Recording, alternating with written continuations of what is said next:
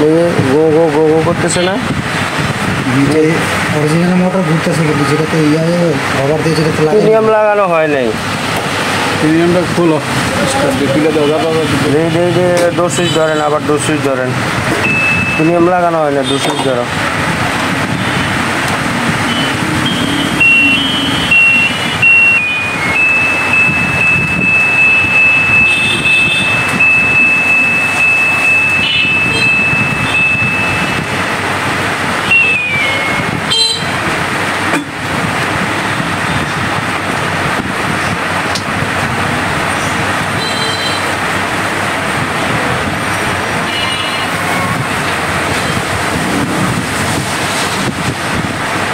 এটা তো সহজ জিনিস না। তুমি যে নিচে গিয়ার প্রিমিয়াম খুলে ফেলছো, এটা তো সহজ জিনিস না। না বুঝে খুলে ফেলছো যে এটার উপরের বুশটা খারাপ হয়েছে,